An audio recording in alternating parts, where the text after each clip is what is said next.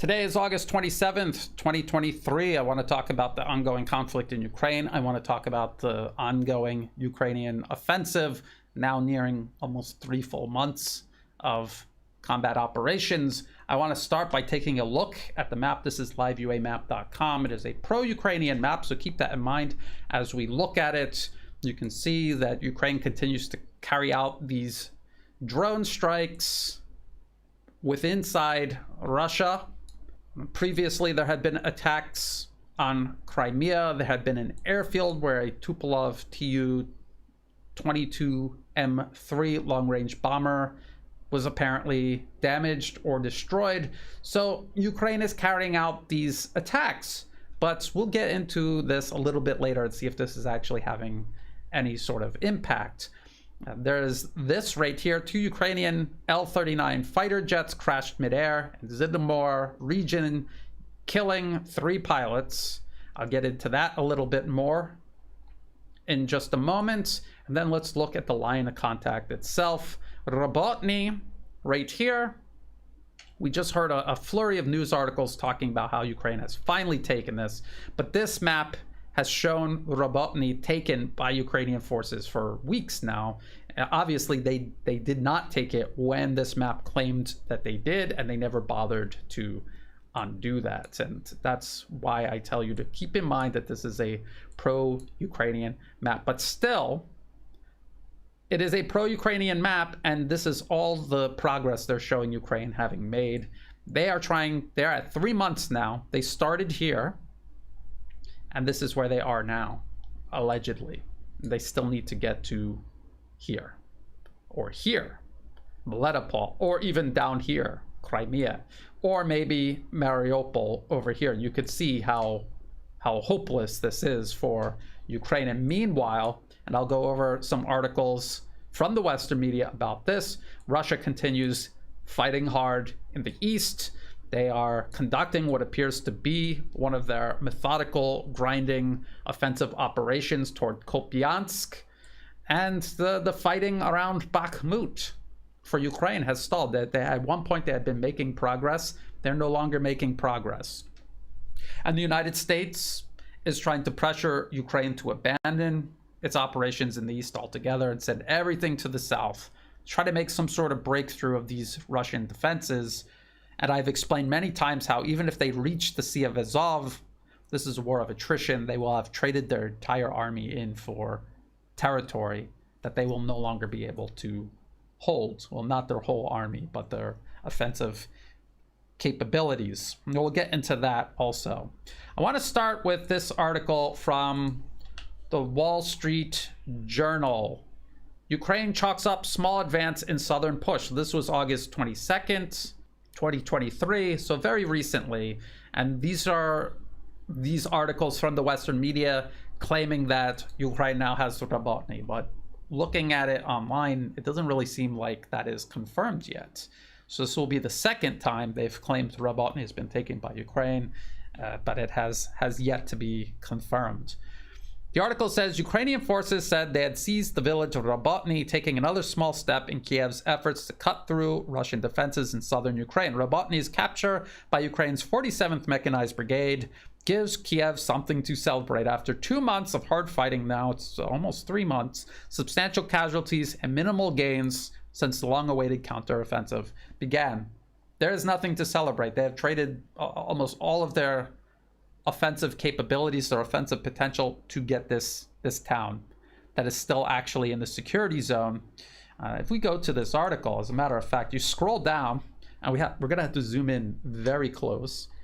They give you a map. This is where they started, Orkhiv or Orkov, and now they claim they're at Robotny. So here to here, they still have to get to Tokmak, Melitopol, and then the Sea of Azov. This is at 3 months, this is all they've managed to take. And they're going to talk about the catastrophic losses that they've suffered. Let's continue. About 9 miles south of Orkhiv, where Ukrainian forces began their march south, Robotny is within 14 miles of Tokmak, a key crossroads on the way south toward Melitopol, which is the biggest Russian-occupied city in the Zaporozhye region.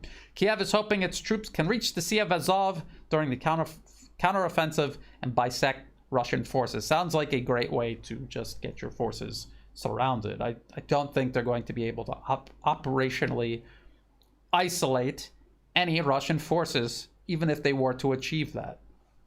And I've explained many times how doing this, and even if they manage to also destroy the Crimean bridge, Crimea can still be supplied by air and ship.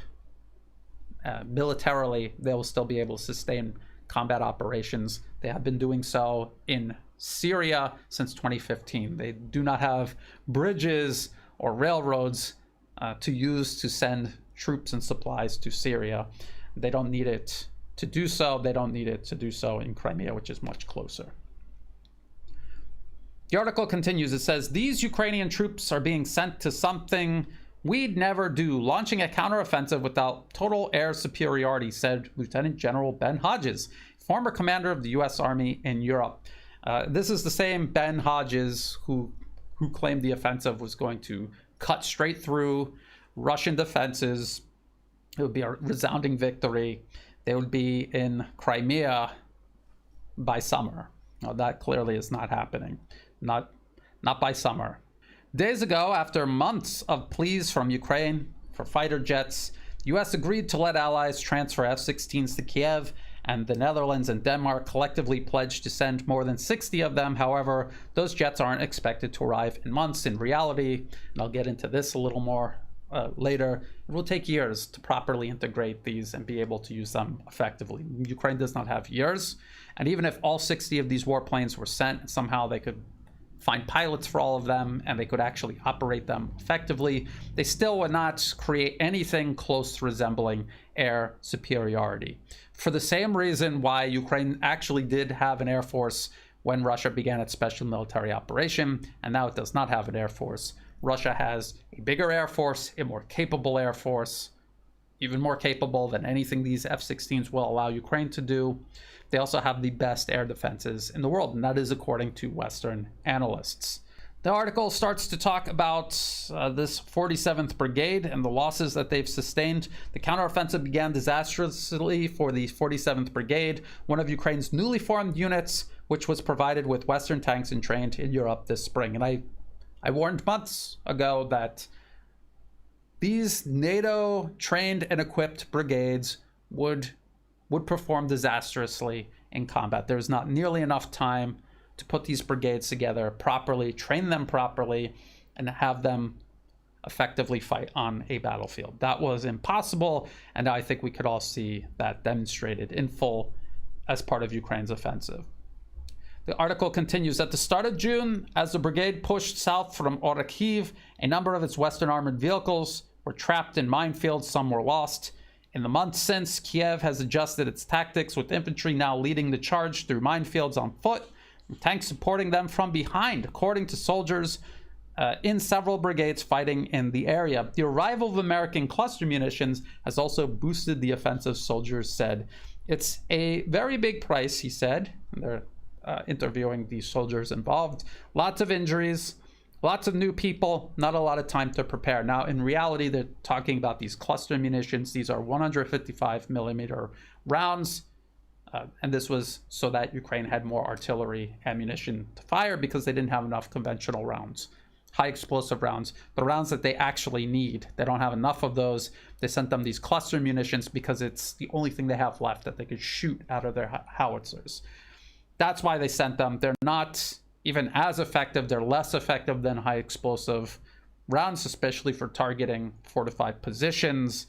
This is just to give them a little more time on the clock to perform the operation because, again, before the offensive began, myself, Alexander Mikuris of the Duran, I think we agreed more or less that they were probably going to have 2 to 3 months of artillery ammunition surged into Ukraine by NATO for use for the offensive specifically. And then after that, there would be very little left in Western stockpiles, and they would have to depend on what they're able to produce month to month, which is not much. The article continues. It says, at the start, we thought we could take our fist and hit them with all our strength. And we almost broke our hand, one soldier from the 47th Brigade said recently. He added that the brigade has gained experience, especially with the mining, and is proceeding more methodically, but taking heavy casualties. If you remember that this is a war of attrition and not a war of territorial conquest, then he is describing a process of trading in their military, their manpower, and their equipment for meager gains in territory, which at the end of the day are meaningless. If they take a little bit of territory or a lot of territory, they have no army left to defend it at the end of the offensive, and Russia is able to preserve its manpower and equipment, they will be in a stronger position than Ukraine, and Ukraine will be in a weaker position than when they started the offensive, which seems to defeat the whole purpose. But why they're doing this, we'll take a look at a little closer in just a moment. The article continues. It says the Tu-22M3 backfire bomber that was likely hit has been used to fire inaccurate anti-ship missiles against Ukraine, the ministry wrote on X, formerly known as Twitter. So they're talking about these long-range attacks, these drone attacks that Ukraine is carrying out inside of Russia. And they're trying to add this to give some sort of balance to the very bad news of the Ukrainian offensive faring so poorly.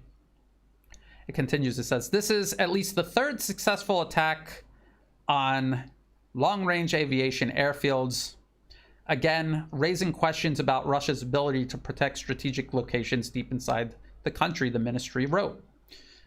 But if this is the third attack in a year and a half, and let's just assume in all three attacks, one or two, maybe even three bombers were destroyed.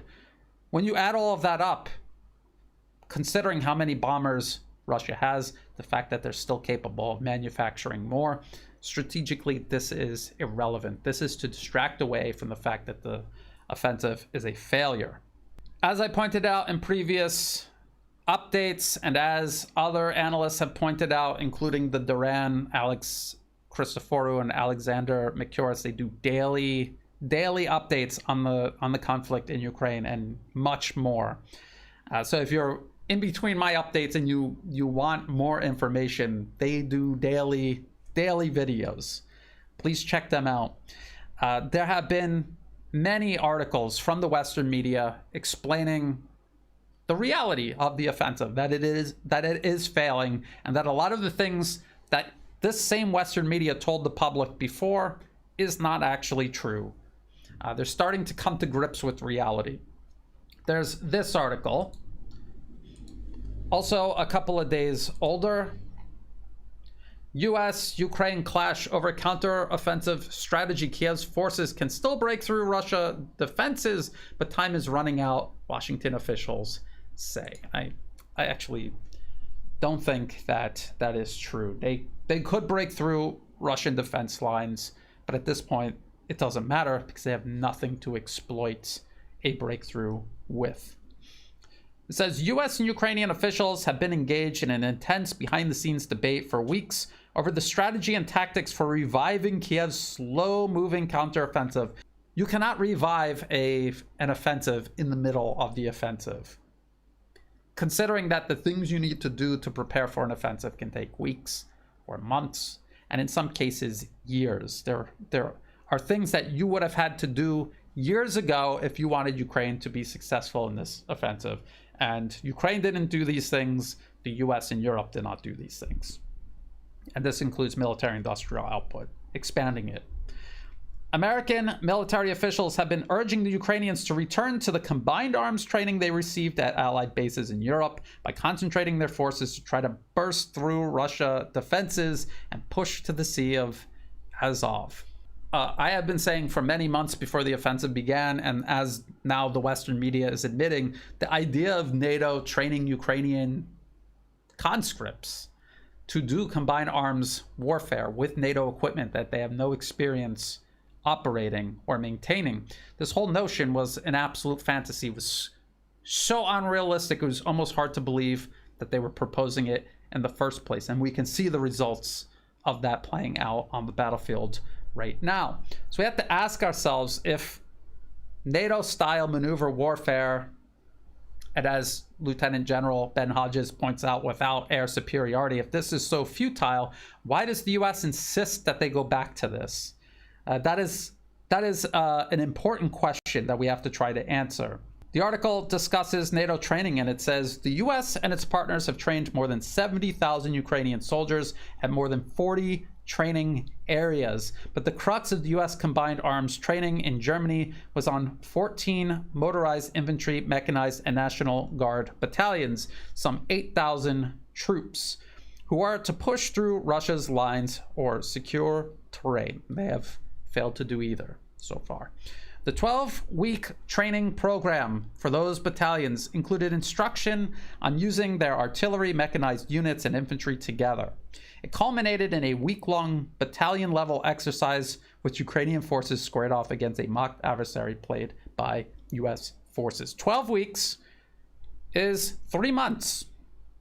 3 months is not even long enough to produce a basic entry-level infantryman for the U.S. Marine Corps.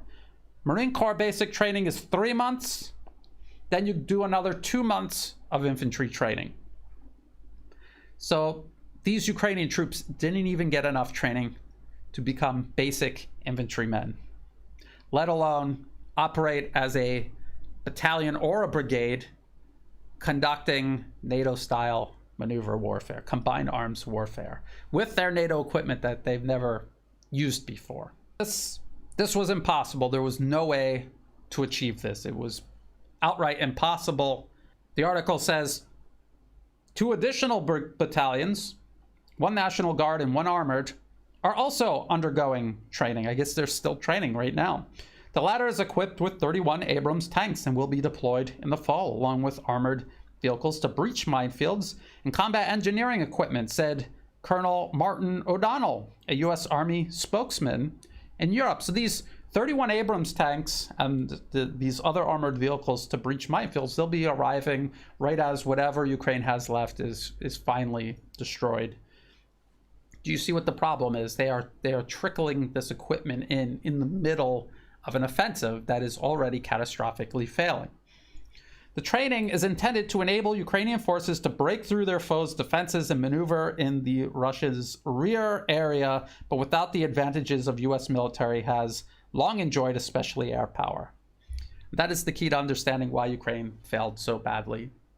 Clearly, there was not enough training, not nearly enough training to create a combined arms force capable of doing this. And then even if they did have the proper training, which would require actually 1, 2, maybe 3 years, maybe more, they don't have air power. They don't have air defenses. They don't have enough long-range fires in the form of rockets, missiles, howitzers.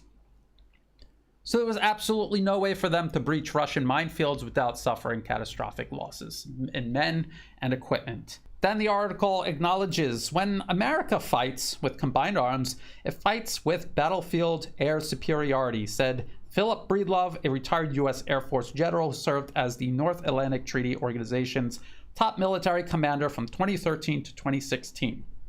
Ukraine doesn't have that, nor have we given Ukraine long-range precise artillery, he added. So when there is all this talk that they are failing with combined arms, we need to look in the mirror. That's what I said in my last update. I said that this was NATO's failure. This was not Ukraine's failure.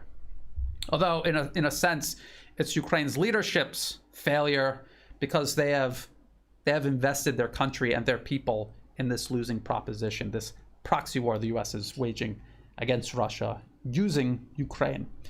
So where's everything going? Where are things right now and where are things going? At the same time, the offensive drags on. We have articles like this from Radio Free Europe, Radio Liberty. This is U.S. government-funded media. Russia reinforcing troops ahead of renewed offensive in tense east. Ukrainian general says. Not only is Ukraine's offensive culminating and exhausting itself right now, as we talk, Russia is on the offensive right now in the northeast around Kupiansk. And this was one of the areas that Ukraine took from Russia during the Kharkov offensive. And now there is a reversal. There is a reversal in Russia's favor in the middle of Ukraine's offensive. That bodes very poorly for Ukraine. The article, this is what the article says. After a month of fierce fighting and significant losses in Kupiansk and Liman directions, the enemy is regrouping its forces and capabilities while transferring newly formed brigades and divisions from the territory of the Russian Federation. Ukrainian General Alexander Syrsky wrote on Telegram, even while conducting its preparations, Russian troops continue to exert a powerful fire influence from artillery and mortars and are actively using aviation in their attacks, Syrsky said, adding that Ukrainian forces are taking all measures to strengthen our defenses in threatened areas and move forward where possible. The operational situation in the eastern direction remains tense, he added. So a failing offensive in the south, and the prospect and reality of losing territory in the east all at the same time. This is a senior Ukrainian general talking about Russia putting new brigades and even regiments onto the battlefield. Is that something Ukraine is able to do? And apparently these are effective brigades and regiments, because they're talking about powerful fire from artillery and mortars, and also air power, which again Ukraine does not have and will not have, even if the F-16s do come. Does that sound like Russia is nearing some sort of point of exhaustion, the same way everyone is starting to admit Ukraine is? Does that seem like Russia is running low on ammunition or equipment or vehicles? It would seem to indicate the opposite, that they are getting stronger as this conflict continues. Toward the end of the article, it talks about F-16s. So again, they're trying to balance out this bad news. The Ukrainian offensive is doing poorly. Russia is beginning something that appears to be an offensive in the east, but F-16s are on the way. So it's more of this wonder weapon talk. And to be clear, they talk about Russian offensives. They talk about Ukrainian offensives. They're distinctively different. We see Ukraine sending waves of tanks, other armored vehicles and troops toward Russian defenses that they have not in any significant way degraded. So they are running straight into fully prepared operational Russian defenses. And that's why we see the losses that we see on the Ukrainian side. Russia, on the other hand, has long-range fires of all sorts, superior to Ukraine's, and they use this to their advantage. They have a superior number of weapon systems and ammunition, as well as air power, and they are using this to degrade Ukrainian defenses before finally moving in. It's a very methodical, time-consuming process, but it works. It is working. So it's important to keep that in mind. When they talk about Russia going on the offensive, they are not going to do it in the same way Ukraine is doing it right now, because they will also lose large numbers of men and equipment if they run their tanks and their infantry fighting vehicles, their armored personnel carriers into prepared Ukrainian defenses. No, they will use their long-range fires to degrade them. So they're talking about F-16s. Let's talk a little bit about F-16s. Let's talk about Swedish-made Gripen fighter jets.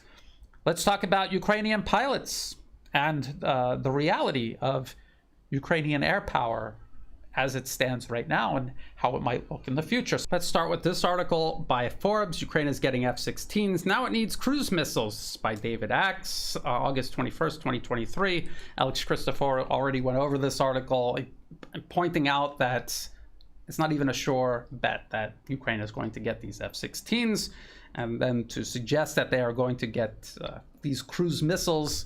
They're referring to these JASMs, Joint Air-to-Surface Strike Missile. The idea that they're going to get these is even more unlikely. The article says, the missile that might make the most difference, the Lockheed Martin Joint Air-to-Surface Strike Missile, JASM, a 2-ton stealthy cruise missile with a 230-mile range, is still on Kiev's wish list. Unless and until the United States approves the JASM for transfer to Ukraine, Ukrainian F-16s will fly short of their full potential. And again, their full potential is being destroyed on the ground before they even take off, and then at best being shot out of the sky by a Sukhoi Su-57 that doesn't even leave Russia's pre-conflict borders, or it gets shot down by extensive Russian air defense systems all along the line of contact. That is its full potential. It could possibly, if it had cruise missiles of some sort, fire standoff weapons from very far away, and it might be able to do that several times before then finally being destroyed. That is about as much as we can expect out of these F-16s, which is what Ukraine has been getting out of its original air force that it began this whole conflict with in the first place. It says, 10 weeks ago, Ukrainian ground forces launched a major counteroffensive along several axes in southern and eastern Ukraine. The goal of the southern efforts, currently focused on the Robotyne-Tokmak-Beletopol axis, as well as the Mokry-Yali River Valley, is to drive Ukrainian brigades the 50 miles or so from the current front line to the Black Sea and sever Russia's ground lines of communication into Crimea. F-16s loaded with JSON could be critical to the Ukrainian long-term plan to retake Crimea. There's two versions of JSONs. One is 370 kilometer range and an extended range version that is 925 kilometers. So most likely they'll get the first rather than the second, if they get any of these at all.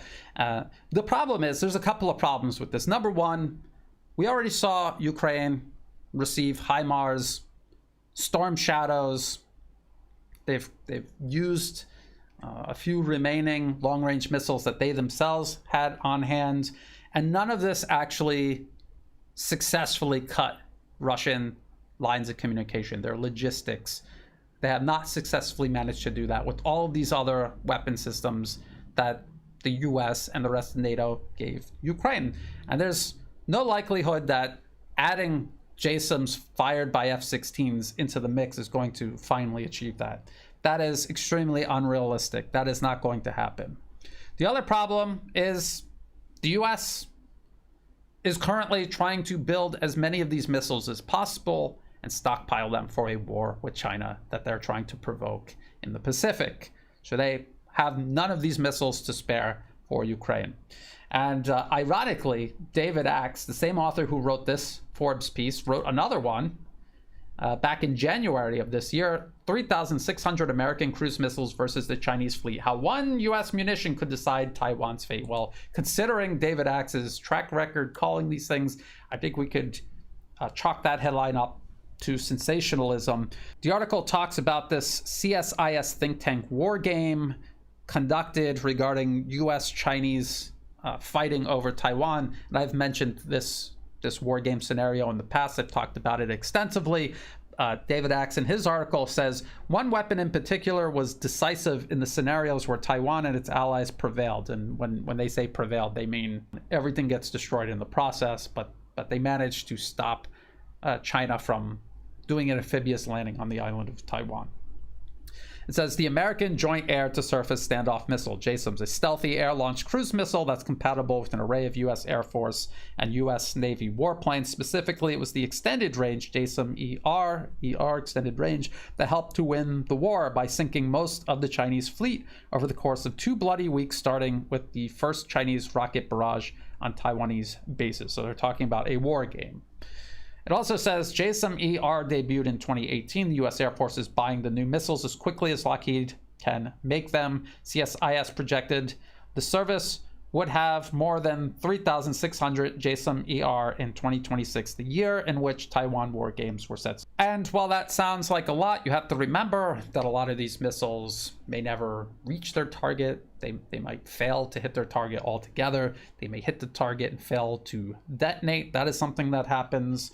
But then you have others that would be intercepted by Chinese air defenses. Their air defenses are equal, perhaps even greater than Russian air defenses. A lot of their air defense systems are based on Russian systems, if not systems they have just simply bought from Russia, including the S-400.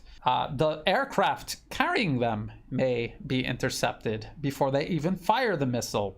And then there's the fact that the places where these missiles are being stored, including on aircraft carriers, maybe they will be destroyed.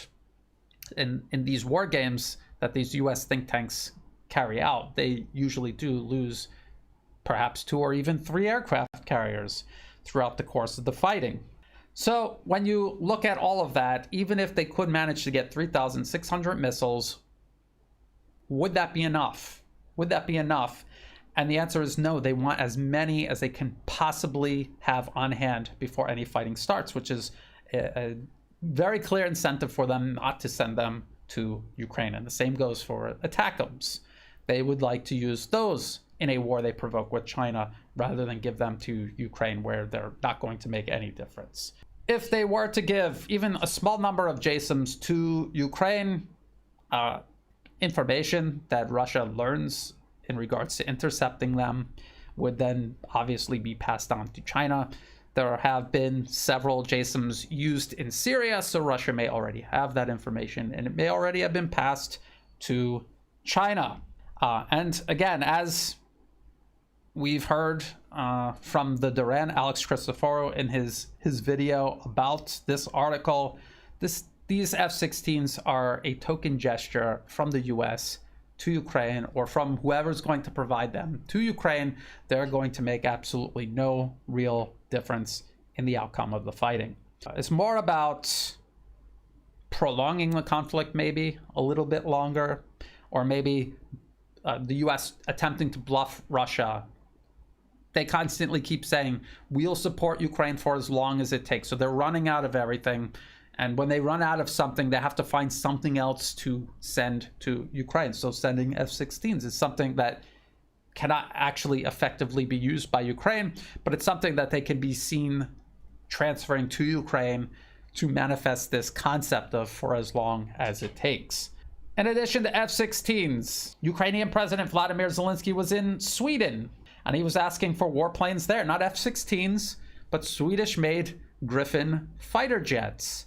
And this is from a Reuters article right here. Ukraine's Zelensky asked Sweden for Gripen jets in first visit since Russian invasion. This is from August 19th, 2023. There he is. Ukraine has begun discussing with Sweden the possibility of receiving Gripen jets to boost its air defenses, Ukrainian President Vladimir Zelensky said. The article mentions that Sweden needs all of its Gripen fighters to defend Swedish airspace, which seems like a very diplomatic way of saying no. But let's just say that they do finally give in, and they want to send these Gripen fighter jets to Ukraine along with the F-16s. I want to point out how long this process actually really takes, how long it takes to do this properly, so that you can understand how unrealistic it is for Ukraine to ask for NATO aircraft, and how unrealistic it is that these aircraft can be transferred to Ukraine and used effectively. And this is the same process that I followed regarding NATO main battle tanks. So we've seen how that's turned out in this current offensive, and this is exactly how it's going to turn out with these warplanes. So here's an article from the website of the company that actually makes the Gripen fighter jet. This is from 2011. Thailand receives first batch of Gripen fighters. The Royal Thai Air Force has now taken delivery of 6 Gripen CD fighters. These aircraft belong to the first batch ordered in 2008. In total, Thailand has ordered 12 Gripen. So 6, it took 3 years for 6 aircraft to make it to Thailand. And it's not just the process of manufacturing these aircraft. It's also the process of training the pilots, training the maintenance crews that will maintain them, and also establishing the logistics in terms of spare parts and everything else that the fighter jet requires to operate on a regular basis. It takes that long, and I've explained how Ukraine took several years to integrate the Bayraktar TB2 drone into its military. From where it signed the contract to where the drones were delivered, there was a training process, and then there was a process where Ukraine figured out how they would actually use these in combat, and then finally they were used in combat, and then they were all shot down. And we don't hear about Bayraktar TB2 drones in Ukraine anymore. So this is 3 years for Thailand signing a contract to receiving 6 jets, and then They say in total they ordered 12. Thailand currently has 11. So it's 2023. They signed a contract in 2008 that received 6 in 2011. Now they have 11 in total in the year 2023 because one was destroyed in an accident, because those things happen also. Speaking of accidents, there was a Ukrainian pilot, actually 3 Ukrainian pilots involved in an accident. He was a fairly well-known Ukrainian pilot. And here's the Guardian's article: Ukrainian pilot JAS among 3 killed in jet collision, says Vladimir Zelensky. This is the 2 L-39 training planes that crashed and were destroyed. And JAS, you may have heard me refer to him in the past when talking about the implausibility of sending Western warplanes to Ukraine and having them perform effectively in the airspace over the battlefield. He was one of these proponents pushing for F-16s and other Western warplanes. And I've seen a lot of pro-Ukrainian analysts and commentators blaming his death and the death of the 2 other Ukrainian pilots on the fact that the F-16s haven't been sent to Ukraine yet. And I've seen a lot of incoherent explanations as to why this is. They're saying that the F-16s would have been far better, well maintained, far better than these Czech-built L-39 training jets. But I want to lay out some realities here. Number one, accidents happen. They'll happen no matter what airplane, what warplane you're flying, and no matter how well you try to maintain it, accidents still happen and people still die. That is the unfortunate nature of aviation. The argument that somehow F-16s are better maintained than these L-39s is an absurdity when you really think about it. Who are these warplanes being maintained by? If they're in Ukraine, who's maintaining them? Ukraine is maintaining them. And if they're not maintaining their L-39s, they're not going to maintain the F-16s you send them. It's worse still, because the L-39s would have been planes that Ukrainian maintenance crews were more familiar with. They will be much less familiar with F-16s. And of course, I don't think anyone doubts that if these are sent, there most certainly will be Western maintenance crews involved in helping maintain them. The reality is Ukraine's Air Force is too small. The pool of pilots that exist to even fly any potential warplane sent to Ukraine, that pool of pilots is too small. We were reading news stories about how they have to study English before they could even begin their training on the F-16s. This whole process is infeasible. It makes no sense to even attempt it. But again, this is part of kicking the can down the road and trying to manifest this concept of for as long as it takes.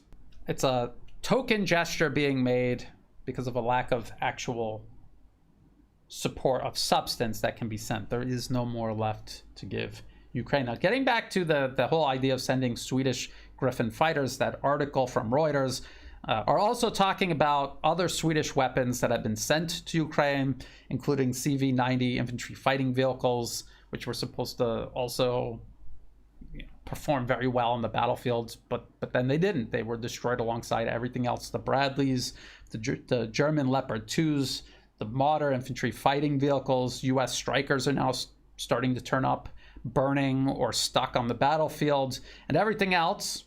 And the Reuters article goes on and it says Ukraine and Sweden also signed an agreement which will see Ukraine begin production of Swedish CV-90 combat vehicles. So these CV-90 combat vehicles that are making absolutely no difference in the fighting, they're going to build a factory and manufacture these presumably in Ukraine. But this is very similar to Germany building a tank factory in Ukraine, or Turkey building a Bayraktar drone factory in Ukraine. This is all a fantasy. If any construction of any factory begins in Ukraine, Russia will just hit it with a cruise missile and it will be destroyed, just like the rest of Ukraine's military-industrial capacity. That has been destroyed in the fighting since February 2022. The only way that this could possibly be viable is if the West created some sort of buffer zone in Western Ukraine where they would send their troops establish it as a buffer zone, and hope that Russia would not strike any target there. That's the only way that this might be plausible. And we've actually heard from the fringes of the Western political space talk of something sort of like this. I heard about this article from Alexander Micuris of the Duran in one of his recent videos from the National Interest. This is from July 2023. Talk of NATO membership for Ukraine is a dangerous distraction.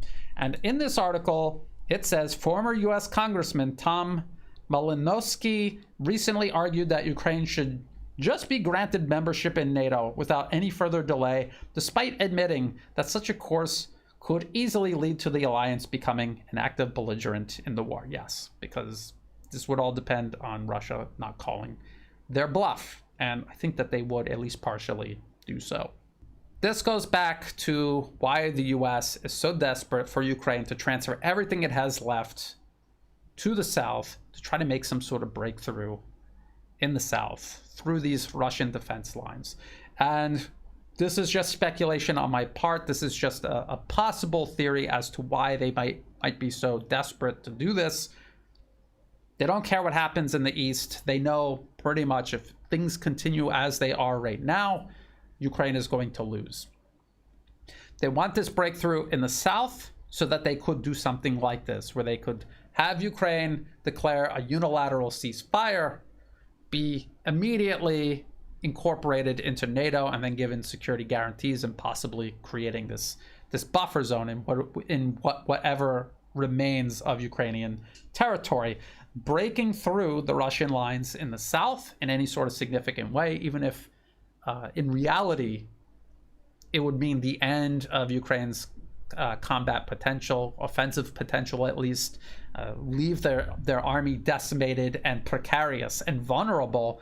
But in that time window from where the breakthrough happens and when this unilateral ceasefire and NATO membership is supposed to unfold, the US will point to this as Russian weakness, and they will use this to diplomatically strong arm anyone who is working with Russia, or maybe those who are already siding with the West, to deepen their support for this proxy war for Ukraine and for Ukraine NATO membership.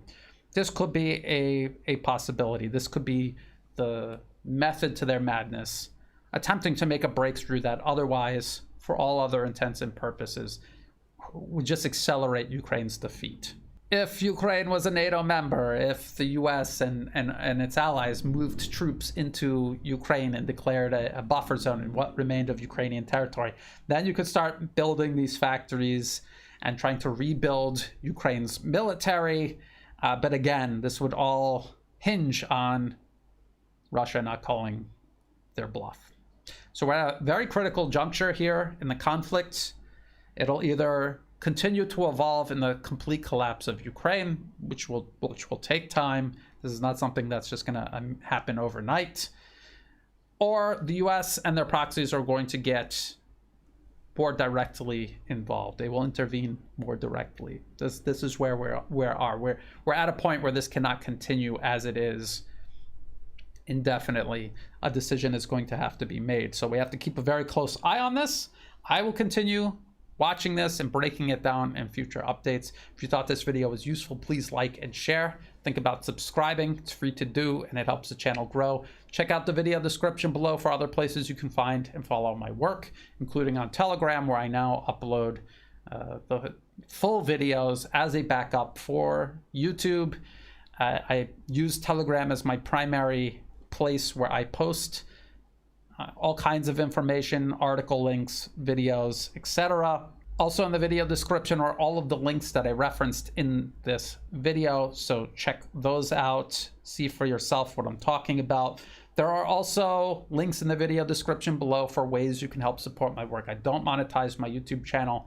If an ad pops up anyway, feel free to skip it. It's not helping me out at all. If you do want to help support my work, please do so through Buy Me a Coffee and also Patreon. And to everyone who has been helping support my work, whether it's a one-time donation or donations month to month, or even if you're just sharing my work with others, all of that helps tremendously. It's what makes this work possible. So thank you.